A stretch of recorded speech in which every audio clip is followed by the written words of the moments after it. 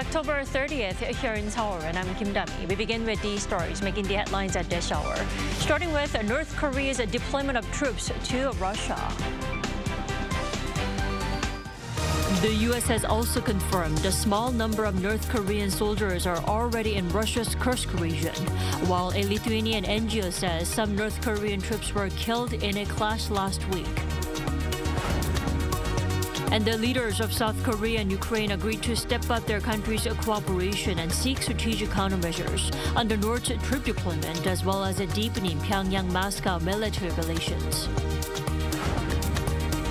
Bitcoin price rose as high as $73,000 on Tuesday, driven by growing bets on a Republican victory in the U.S. presidential election next week.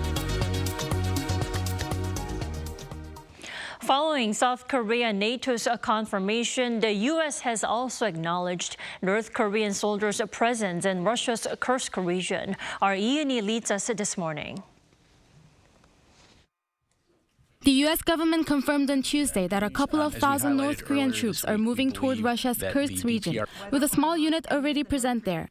We are concerned that they do intend to employ these forces in combat against the Ukrainians, or at least support combat operations against the Ukrainians in the Kursk region.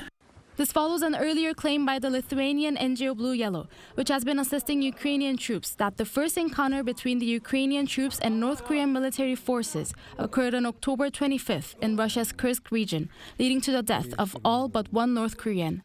U.S. President Joe Biden on Tuesday also expressed concerns about the presence of North Korean troops in Russia, stating that if they cross into Ukraine, Ukraine should respond with force.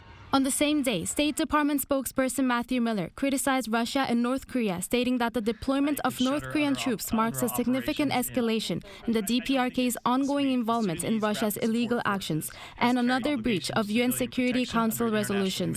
Meanwhile, NATO Secretary General Mark Rutte and President of the European Commission Ursula von der Leyen agreed that the actions of Russia and North Korea signify a major escalation in the war against Ukraine, posing serious threats to European security and global peace, while emphasizing the importance of a close and strategic partnership between NATO and the EU. Russian President Vladimir Putin on Tuesday kicked off a military exercise of the country's nuclear forces, simulating a retaliatory strike. According to reports in a video call with military leaders, he explained that the drills would practice the use of nuclear weapons, including launches of ballistic and cruise missiles. Russia's defense minister reported that the drill was to practice its strategic offensive forces launching a massive nuclear strike in response to a nuclear strike by the enemy. Amid intensified global tensions, South Korea and the United States will hold the 56th Security Consultative Meeting at the Pentagon on Wednesday local time, focusing this year on the implications of North Korean troop deployments to Russia. 이은희, Arirang News. President Yoon Suk-yeol and Ukrainian President Volodymyr Zelensky agreed to tighten their coordination on countermeasures and an action strategy over the North troop deployment. According to South Korea's presidential office, the two leaders held phone talks on Tuesday, where Yoon said that his country will not sit idly by as Pyongyang and Moscow's military work together. Zelensky said the two sides agreed to strengthen intelligence and expert exchanges. According to the Ukrainian leader, a special envoy to South Korea will be appointed with a mission to carry out strategic cooperation between the two countries. Now, about these soldiers being stationed in Russia, Seoul's spy agency believes many of these dispatched troops appear to be as young as in their late teens. Our Kim Jong-sil has the details. The National Intelligence Service has provided an update on North Korea's troop deployment to Russia. In a closed-door briefing to the National Assembly Intelligence Committee on Tuesday, the NIS reported on ongoing troop transfers to Russia, including the potential movement of senior officers to the front lines. The NIS also gave details, particularly regarding soldiers seen in recent videos. In North Korea, the age for military service starts at 18. So some of the soldiers included in the recent deployment to the Storm Corps are in their late teens, with most being in their early 20s. While they may appear young, it's important to note that these soldiers have already undergone the basic combat training required for their roles, so we shouldn't underestimate their combat capabilities. The Storm Corps is known to be one of North Korea's elite special forces units.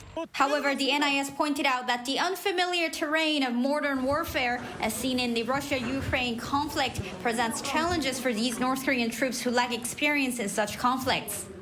The officials then added that it's still hard to tell the exact number of troops being moved to the Kursk region, but that the total number of deployment is being estimated at around 10,900. The NIS also disclosed that the Russian forces have been teaching over 100 military terms to North Korean troops, terms such as on your mark and fire. However, reports indicate communication problems as many North Korean soldiers are struggling with the Russian language. The NIS also warned of possible upcoming provocations by North Korea. North Korea is preparing to launch a new reconnaissance satellite, reportedly resolving technical issues from a failed attempt in May with assistance from Russia. While the situation remains fluid, there are indications the North may consider a seventh nuclear test after the U.S. presidential election. North Korea and Russia are reportedly also ramping up economic cooperation, especially in minerals, with covert deals likely to bypass sanctions after signing a new partnership treaty in June. NIS estimates that over 4,000 North Korean workers have been sent to Russia this year. Kim Jong-sil, Arirang News. With a continued international focus on military ties between Pyongyang and Moscow, North Korea's top diplomat is making yet another visit to Moscow to further tighten relations. We're joined by Professor Song Se-ryun this morning. Good morning. Good morning. So North Korea's foreign minister, that is Choe Son Hui, making her second trip to Russia in 6 weeks. Would you say her trip is about the North Korean troop transfer? I think so. That is a very significant development for North Korea. I think it has many different reasons to do it. One is that North Korea is an isolated country. They always want a backing or alignment with a bigger country, and Russia fits the bill. And I think there's another reason that the Kim Jong-un wants the North Korea to align with the Russia at this point is for domestic reasons. He wants to show the North Korean people that North Korea is active in the international stage, and aligning with Russia can send a message that is beneficial to his leadership. Well, then why is the North making her trip all public? Is it to show off? I think it is noteworthy. It's a spotlight, and he wants to make it a official for not only for Russia, but for North Korean people, because it has to be an important news item to have the message effect.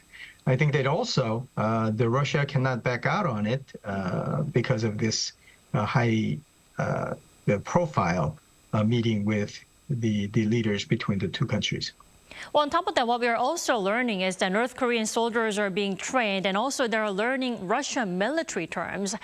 Do you think this means these soldiers will be there for an extended period of time? I mean, until the war ends, possibly. Well, on one hand, the foreign land, maybe they need the travel phraseology, but I think we cannot rule out the possibility that instead of isolated units fighting there is a possibility that they'll be folded into strategic formation of the Russian military assault.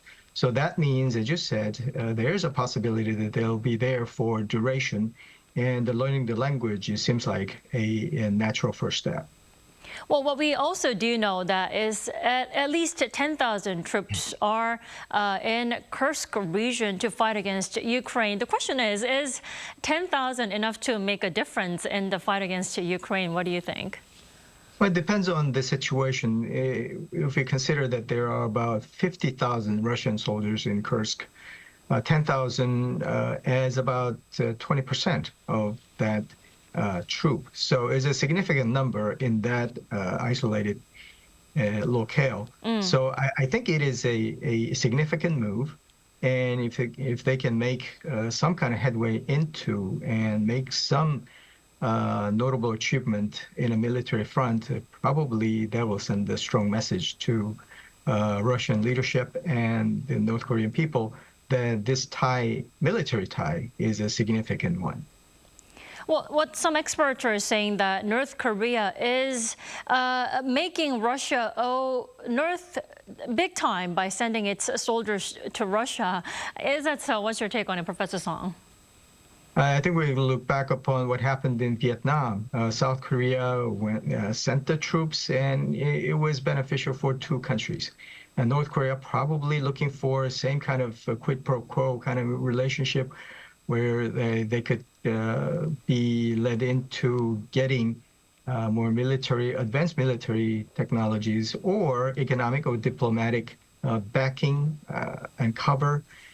So those kind of things are very crucial for North Korea, which is very isolated and have been for a long time in this stage. Well, then let's say that Russia owes North Korea big time. That what will the regime want in return? Well, first of all, I think that will bolster the leadership of Kim Jong-un. But more substantively, maybe military technology, economic aid, diplomatic support, strategic influence. Those are something that the North Korea really wants at this point. Again, the isolated situation has been prolonged, and in order to get some kind of headway out, probably they need help. Maybe it's not coming from China as much as before. So Russia is a natural next step where they want some kind of help and alliance in the regional powers. Right, they will make sure to make that a win-win situation for both Moscow and Pyongyang. Professor Song, thank you so much for your insights. As always, we appreciate it. My pleasure. Thank you.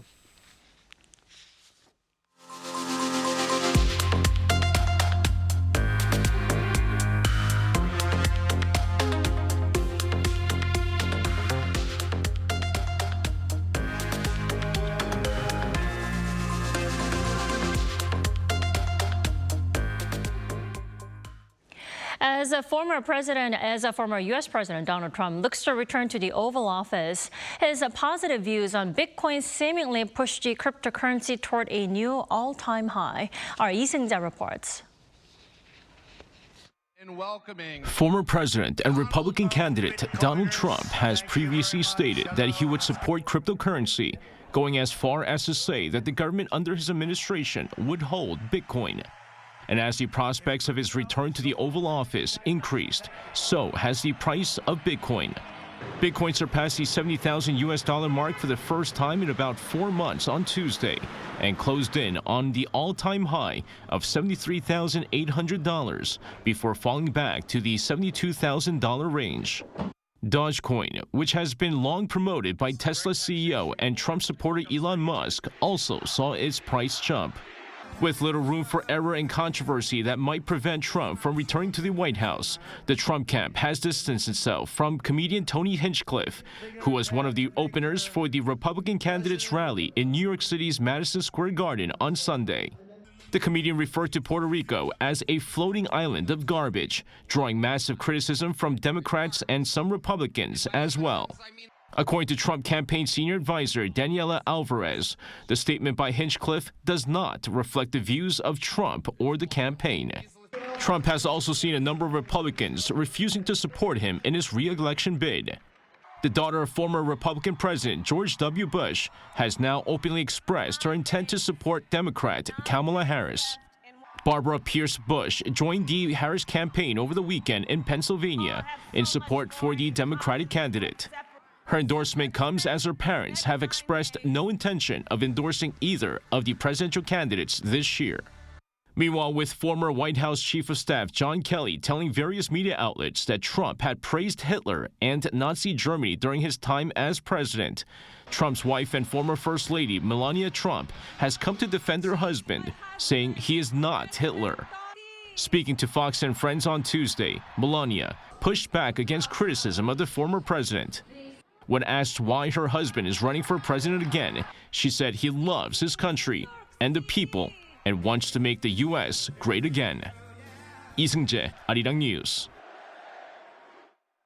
South Korean men's national football team captain Son Heung-min was named the Asian Football Confederation Asian International Player of the Year on Tuesday. Now, Son, who was not present, was given the honor during the AFC annual awards ceremony at Kyung University in Seoul. The captain of English Premier League side Tottenham Hotspur previously won the award in 2015, 2017, and 2019. The award is given to the top Asian player who plays outside the continent. Now, no other player has won the award more than once. Author Han Kang owns a small bookstore that has been attracting quite a number of fans following her winning of this year's Nobel Prize for Literature, which is also revitalizing foot traffic at smaller bookshops. Jin has more. This is an independent bookstore that Nobel Prize-winning novelist Han Kang has been running for 6 years, despite it operating at a loss. She selects the books to display, stock, and share with the community personally, and also holds meetings with fellow writers. After her recent Nobel Prize for Literature, it has become a popular attraction. I heard the news of novelist Han Kang winning the Nobel Prize for Literature, so I ran here to congratulate her. Independent bookstores compete in the shadows of big chain bookstores, but they play an important role in introducing essential books and providing a space for reading groups, as well as preserving diversity in the publishing industry. The challenge is that selling books alone isn't enough to keep the small bookstores from operating at a deficit. Bookstores that are smaller than 100 square meters are difficult to maintain by just selling books. Owners often also run a cafe or bar business with the library to keep the bookstores afloat.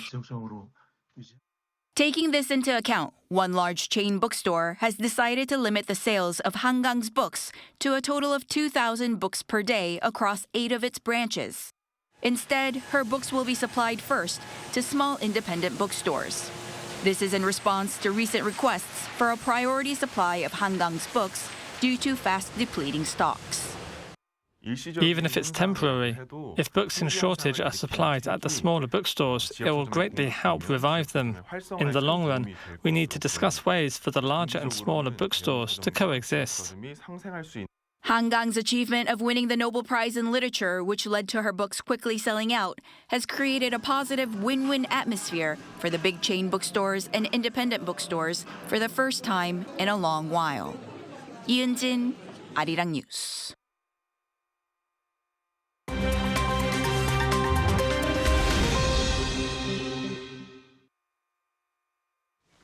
Now, let's take a look at the stories from around the world with our Kim Xiang. Good morning, Xiang. Good morning, Dami. Let's begin today in the Middle East. Israel is continuing its attacks in Gaza and Lebanon. Tell us more.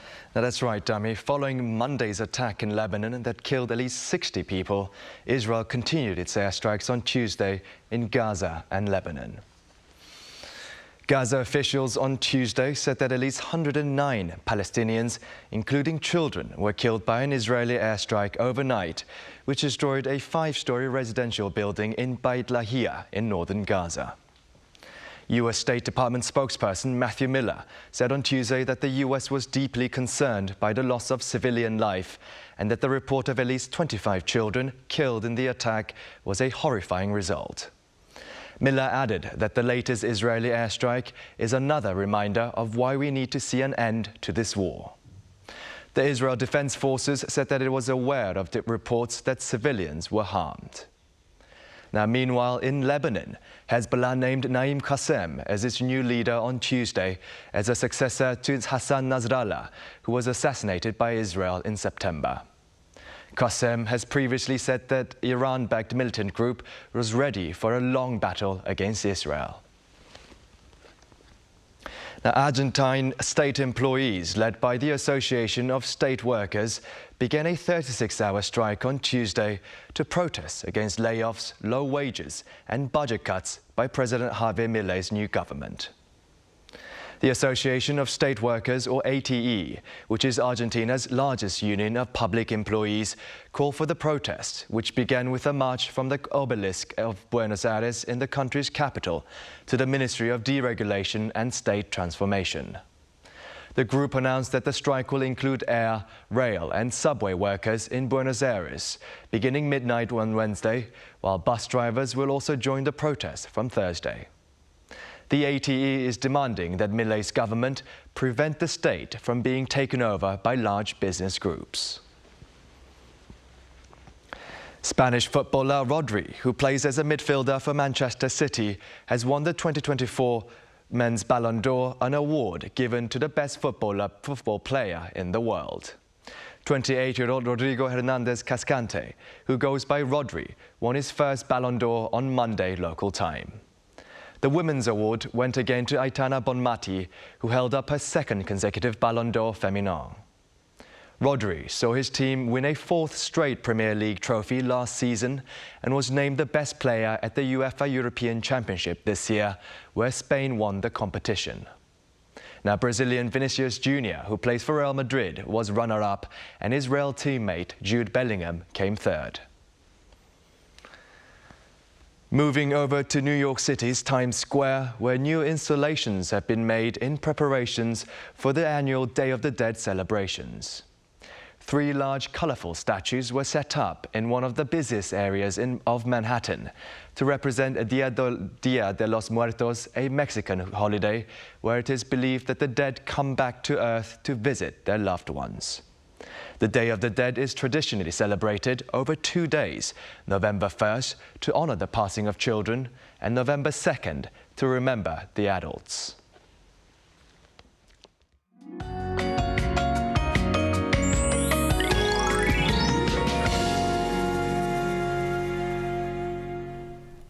It's a breezier start to the day, with morning temperatures going down 2 degrees lower than the same time yesterday. Although highs will rise a couple of degrees higher this afternoon, leading to wider gaps in readings today.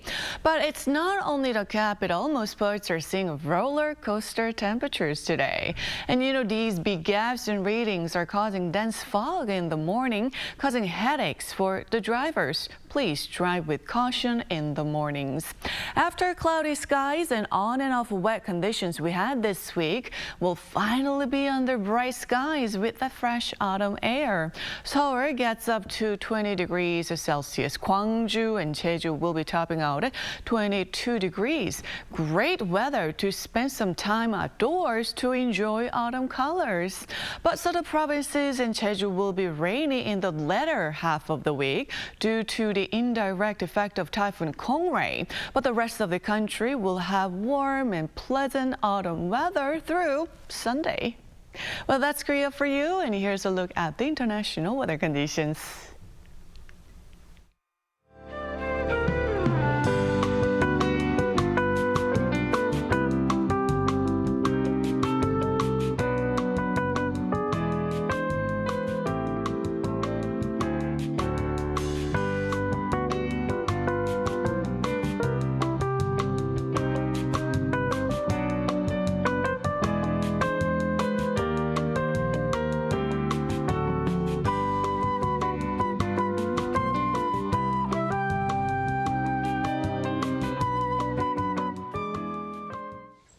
That's all we have at this hour. Thanks for watching.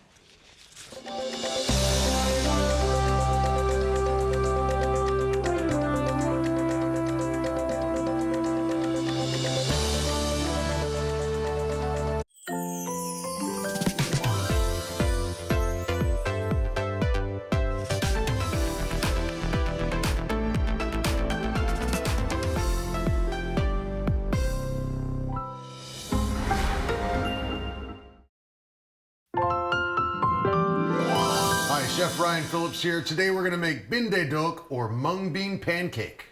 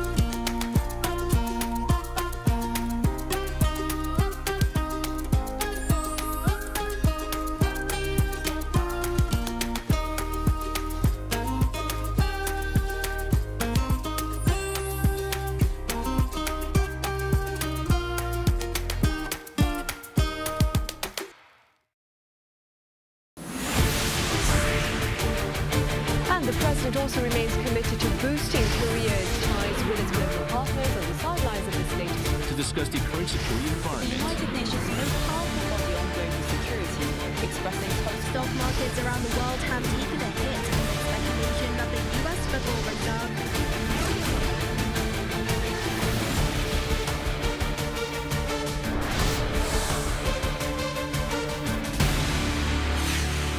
Arirang. The rich colors and inspiring music of K-animation spark the imagination and capture the eyes and ears of children around the world.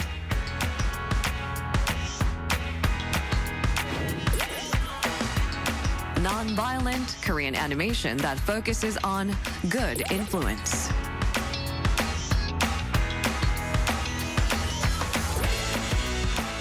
Through adventure and friendship, learn valuable lessons and realize the importance of friends.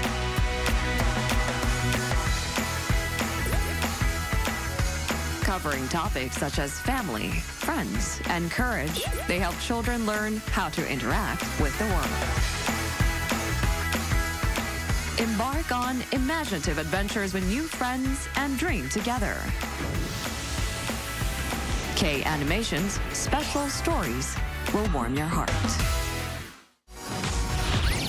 K-Drama, the charm of Korea that captivates the world. Love like a K-Drama.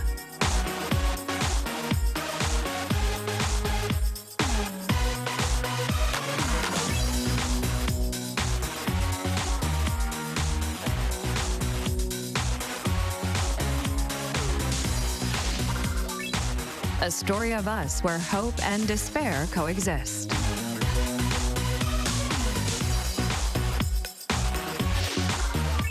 Fun and refreshingly satisfying.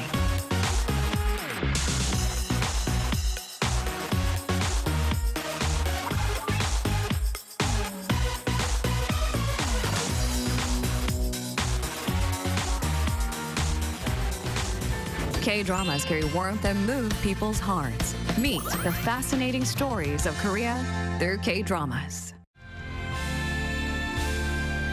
오래전 바닷길로 떠났던 당신이 세상 역경을 이기고 대한민국의 힘이 되어 하늘길로 돌아옵니다. 머나먼 타국에서 가슴 깊이 그리던 조국.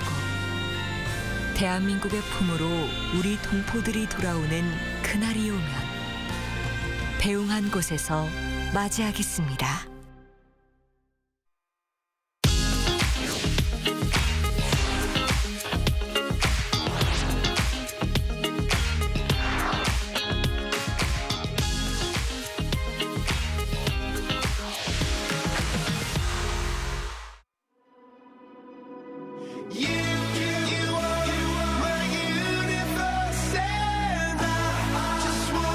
We're here to bring a new type of news show. New insights, new styles, and new topics every day. We are News Generation. Bring news just for you. It's Wednesday, October 30th here in Seoul. I'm Song Yujin, and this is News Generation. Today, we're joined by Park Ki-hoon. Thanks for having me. Happy Wednesday. Happy Wednesday. And Yoo-bin. Happy Wednesday, everyone. Happy Wednesday. Now, both are here to speak on behalf of those in their 20s and 30s. Now, it's Wednesday, so we're going to start with our keyword news of the day. Today's keyword is APT. Blackpink's Rosé and American singer Bruno Mars' song APT debuted at 8th on the U.S. Billboard Hot 100 chart that was announced on Tuesday local time. This is the highest ranking ever achieved by a Korean female artist on the Hot 100. The previous record was set by Blackpink and Selena Gomez's Ice Cream, which reached 13th place back in 2020. Now, following the announcement, Rosé expressed her excitement on Instagram, calling it a dream come true. Bruno Mars also shared her post, saying he was so happy for her. So I want to ask our panelists, what are your thoughts on the song? Why do you think this has become so globally sensational, although it came from a Korean drinking game? First of all, I would like to congratulate Rosé for setting another milestone for K-pop. Right. And also thank her for bringing prestige to our country, or so-called 국기선양 in Korean. An interesting point to point out is that the hook of the song is from a Korean drinking game, like Eugene mentioned. This certainly is a wonderful cherry on top of the sweet news that Rosé brought, which is almost as sweet as a sundae ice cream. People around the world are not only getting introduced to K-pop, but they're also getting a taste of the Korean drinking game and the drinking culture, where we play fun games with fun melodies. And this also seems to be why the song became a mega hit. This melody of the song is already very familiar to a lot of people, and it's a common game played while drinking. Now, personally, I'm not a drinker, but hold on. This 아파트 game is so common that even a non-drinker like me recognized the melody when I heard the song for the very first time. Right, and I think this is why international listeners are so into this song, because the melody is simple, it's very catchy, which makes the song really easy to listen. Now, what about you, Hyun? Did you also enjoy this song, APT? Of course. Like everyone's singing this song. It's just incredibly addictive, and it's really catchy and easy to follow along. But again, like, congratulations to Rosé. But look, it's Bruno Mars. It's out of everyone, it's Bruno Mars. Actually, I heard that he actually asked Rosé to pitch in 3 songs. So he actually picked out 아파트 because he found it very interesting when Rosé explained to him, oh, it's actually like a Korean drinking game. But when I first heard the word 아파트, the first song that popped up was a very old Korean song that my parents really loved to sing in karaoke. It was by Yoon Soo-il. I'm sure Wonbin doesn't know this song, as you can see from his expression. That song is receiving spotlight again thanks to APT, right? So I actually sang that song in karaoke as well. But this song is, like I said, super addictive. And the fact that Rosé is telling the whole world about Korean drinking games, and this is only the beginning. There are so many different other games that I actually personally enjoy playing while drinking. And it's just showing that it's part of Korean culture. Like when we drink, when we go out to drink with other people, we love to have fun by playing drinking games. Right. So one day I'm going to show Wonbin a few drinking games. Please do. I'll be waiting for that day. Just like Rosé here. Right, so just like you mentioned, hope we can see a second and third version or success like APT. And that was our keyword news for this Wednesday. So we're now going to move on to our main discussion of the day. It's Wednesday, time for our weekly My K-Star Pick segment, where we highlight some of the hottest and most trending figures here in Korea. So Hyun, just like last week, can you please introduce us our K-Star Pick of the week? I'm so sorry, but I love you, 다거지. I'm so sorry, GD. It was okay. Oh, sorry, that was so embarrassing. Anyway, today's star pick is G-Dragon. I'm sure many of our viewers know this icon who is not just popular within the K-pop scene, but also in the global music industry. Many of his songs, like, 거짓말, big hit songs like from the group Big Bang, and also as a solo artist, will probably start playing in your minds right now. But for some facts that some of you may not have known about G-Dragon, let's take a look at the screen. So his Korean name is Kwon-ji-yong. Yong actually means dragon in Korean, so I think that's how he got his name G-Dragon. Right. He was born on August 18, 1988. He's a leader of the group Big Bang, and that has 3 members right now, Taeyang and Taesung. He is 171 centimeters and only 58 kilograms. And along with his parents, he has an older sister who is married to an actor named Kim Min-jun, who is now more commonly known as G-Dragon's brother-in-law, than being an actor. And finally, his MBTI, for those of you who are very interested in this MBTI personality test, it's ENTP, which was actually revealed by Taesung, not by G-Dragon himself. That's interesting. Yeah, so that's why it caught on more attention. And I think ENTP is like the debater. Yeah, they call it the debater. They're very curious and flexible thinkers. So I think this is where G-Dragon's all those creative ideas come from. I want to be ENTP from now on. Okay, you can I'm going to try change my MBTI to ENTP. Okay, you're ENTP from today. I have no idea. CUTE? CUT. Sorry. Okay, let's move on. Okay, apologies to our viewers. Anyway, back to G-Dragon. We've picked him for this week because he recently announced a very long-awaited comeback, right, Wonbin? That is correct. After more than 7 years of his career break as a solo artist, he has unofficially announced his comeback. Now, the reason why we say unofficial is because of the way his comeback was introduced to the public. Unlike most comebacks where singers or agencies publicly promote or announce the release date of this new song, GD has been using his social media accounts to throw very vague leads, so-called 떡밥 in Korean, which means leaked informations about certain news, which are driving his fans absolutely crazy. And I would like to emphasize the expression vague, because when I say vague, I mean very, very vague. To give some examples to help the viewers, a couple of weeks ago, GD posted a plain black screen on his social media. And however, it was revealed to be a hidden message, actually. Some fans found out that if you adjust the brightness and the exposure of the picture just right, which I really want to know how they found out, it actually shows a loading bar with a 10% on it, and it is surrounded by Roman number signs, 1, 2, and 5.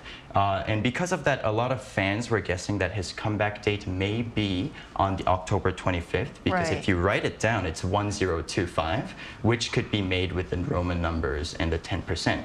However, this was wrong, and GD has not revealed any of his songs yet. But honestly and respectfully speaking, I do admire the level of effort that fans put in. They're just these, amazing. Yeah, finding the hints, or again, 떡밥s. With fans describing GD's method as elegant, sophisticated, and graceful, it seems like his fans are certainly waiting in a state of the calm before the storm. Right. So as October is almost over, maybe we'll get to see G-Dragon making his comeback next month, which is November. And as far as I know, he is making his appearance to one of Korea's biggest reality shows, which which is kind of, I think it kind of hints that it's almost here. He's almost going to make his comeback. So for those of our viewers who want to know more about G-Dragon right now, we've prepared 3 keywords that best describe him.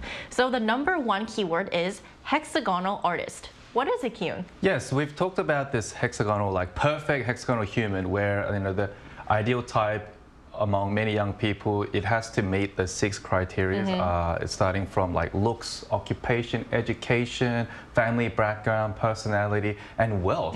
That's a lot, Right. But GD, a lot of people refer to GD as the hexagonal artist, as he fulfills all the requirements of a complete musician. Not only is he the leader of a group, he's the main rapper, lead dancer, and sub-vocalist.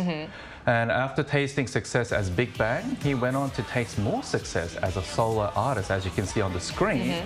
The public always knew him as a talented dancer and a rapper from a young age, but he's also the main producer, believe it or not, of many of the hit songs he has made so far. And obviously, one of the mega hit is 거짓말. Your favorite that's only song. the beginning, but there's so much more. The list goes on, and the song you can hear right now as well. But he actually wrote and composed this song at the age of 19. So when he was in high school? Exactly. Wow. I don't know what I did when I was 19. I don't remember either. Anyway, plus, for over 15 years, he has never missed topping the music charts as a group, unit, and a solo artist. And he's the only singer to achieve this milestone in the Korean music industry so far. And also, many of his songs that he produced and wrote were the ones that actually topped the charts. So I think it's just an incredible achievement. Right. He has been building a remarkable career. No wonder he's called the star of the K-pop stars. But his all this career and his stellar career success didn't come in a very short time. GD actually has a very long career, which kind of leads to our second keyword, which is child musician. So, Wonbin, please explain to our viewers. Thank you, Eugene. Like Eugene mentioned, GD is very well known for having a long trainee period before his debut, spending over 10 years as a trainee in SM and YG, which are the 2 of the most major entertainment agencies in Korea. GD's mother actually recognized his talents at an early age and took him to various auditions and competitions as well, which actually sounded quite similar to Justin Bieber's career, because he sang Baby at when he was 10. Very young age. When he was very a baby. young age. Yeah. And thanks to having a head start in his career compared to most artists, GD has begun his legacy in front of cameras as a child. Furthermore, he participated in music at the age of 13 as a rapper, and that is also the time where he started to take music composition classes. This allowed him to have a surprisingly long career, considering his age, because his major debut to the public was in 2006 in Big Bang, which was 18 years ago already. However, technically speaking, his career actually began in 1994. So 30 years ago. Yeah, as a child dancer in a Korean TV show. Wow. Yeah, like Eugene said, this stretches his career to 30 years. And considering that he is 36 years old in 2024, I think it is safe to say that this type of career is unheard of. Right, an unprecedented career, especially for those in the K-pop industry.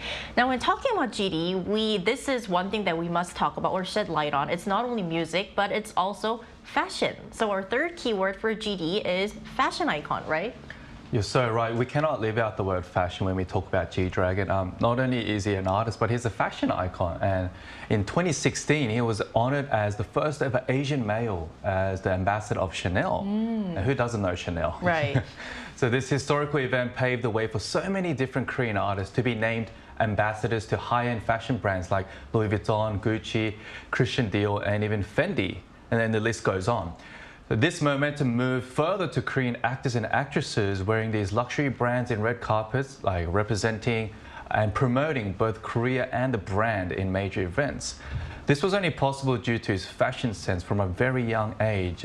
Even from Big Bang's debut, he wore high-top sneakers and the beanie as well. And first, it was a big sensation. First, I thought, I was like, what kind of fashion is that? But next moment, I see everyone wearing the same type of shoes and his outfit that he wore on stage.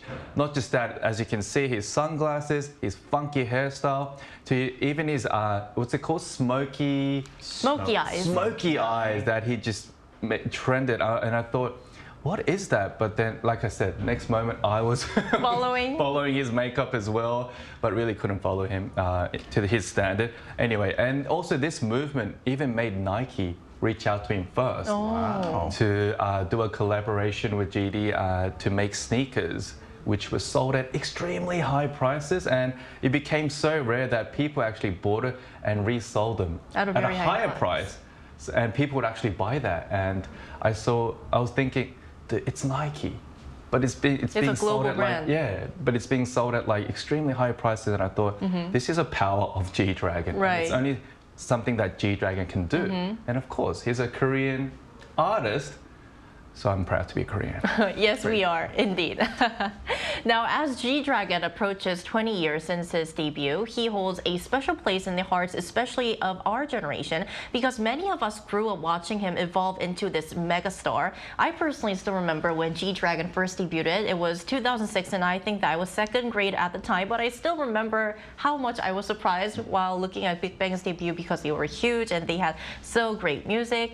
So now let's take a moment to hear what people from our generation think about G-Dragon. 엄청 창의적이고 시대의 아이콘이라는 생각이 많이 듭니다. 데뷔했을 때부터 패션에서도 그렇고 음악적으로도 되게 우리나라 문화에 많은 영향을 미쳤다고 생각을 하기 때문에 GD 같은 아티스트는 저는 없다고 생각하거든요. 정말 독보적인 존재고 연예인들 중에 연예인이라 해야 되나? 그 정도로 음악성도 탁월하고 패션 센스도 있고 또 춤선도 저는 굉장히 예쁘다고 생각을 해서 대한민국 남자 솔로 가수 중에는 앞으로도 나오기 쉽지 않을 정도의 아이콘이지 않나라고 생각합니다.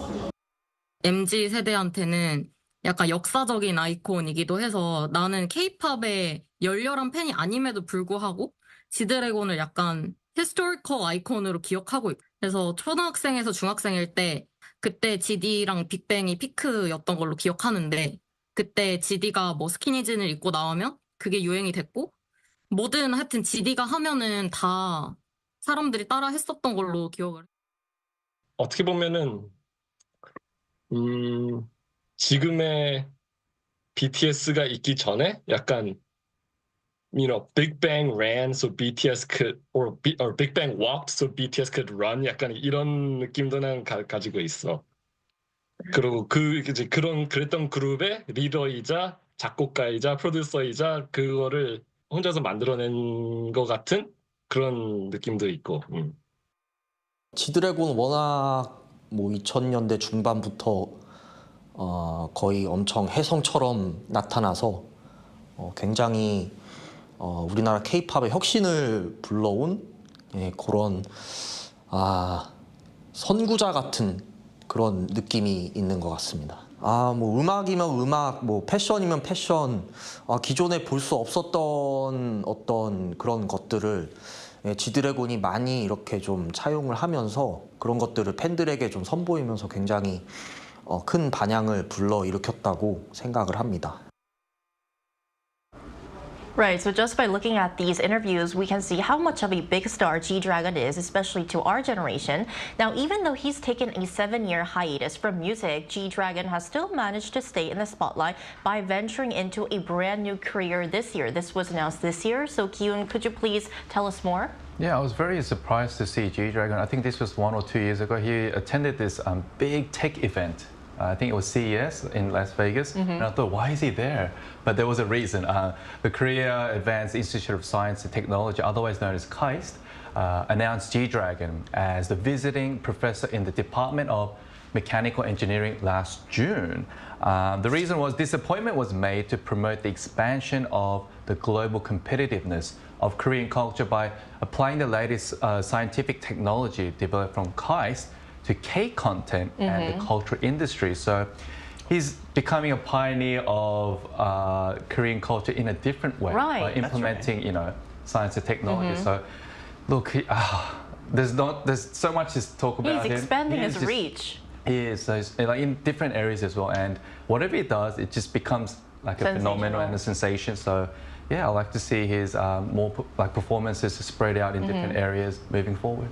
Right, and I mean, it's great to see him starting off a new career, but now he is once again ready to make his highly anticipated return as G-Dragon, the artist, singer, with new music dropping soon. So once again, here's what our generation would like to say to G-Dragon ahead of his comeback.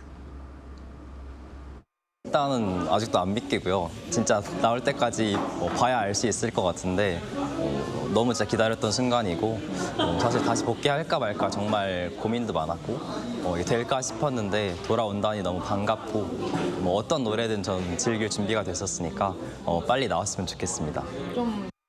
그 7년이라는 공백기가 있었어도 거의 그러니까 현역 아이돌이 아니라 그냥 인스타그램에서 개인적으로 뭐 그냥 신발 대충 찍어서 올려도 그게 트렌드가 됐던 사람이기 때문에 지금 7년 후 컴백을 해도 무조건 나는 성공은 보장돼 있을 거라고 보고 약간 박재범 씨처럼 그래서 컴백이 일단 성공 가능성은 보장되어 있다. I'll be on the lookout. I'll definitely give it a listen and I encourage others to do the same, I guess. 공백 기간이 상당히 길었는데 이번엔 또 어떤 새로운 음악과 어떤 새로운 컨셉을 가지고 나올지 굉장히 기대가 됩니다. Right, so all these heartfelt messages and warm messages of support for G-Dragon's highly anticipated comeback.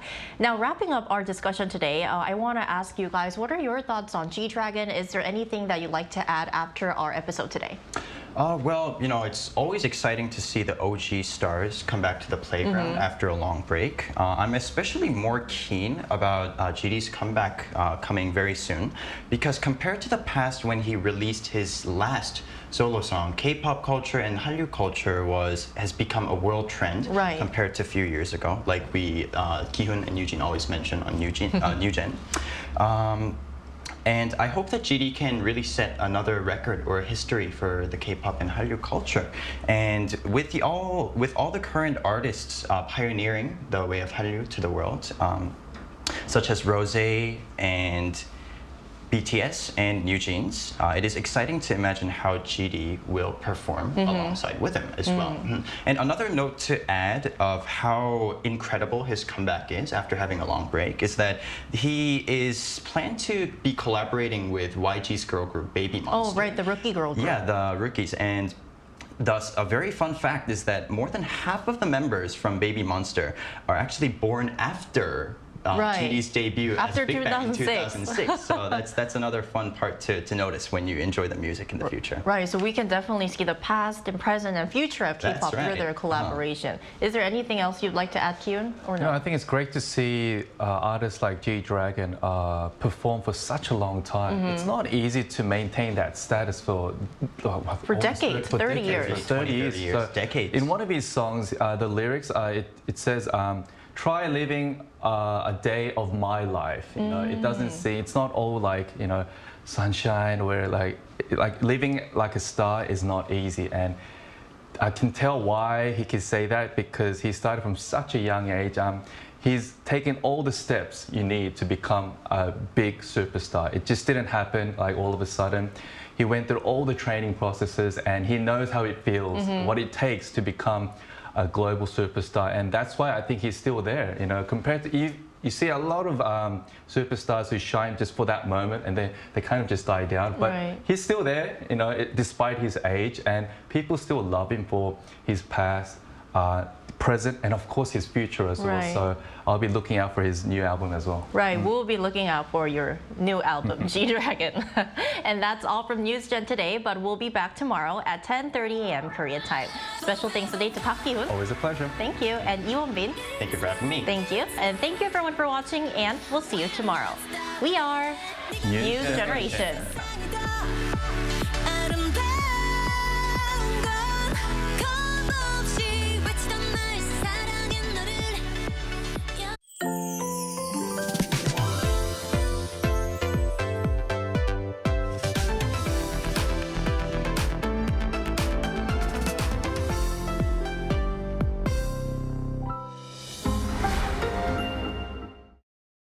How to survive in Korea. Barbecue restaurants. Step 1. Taking care of your clothes. Put your jacket in the plastic bag. Seal it tight.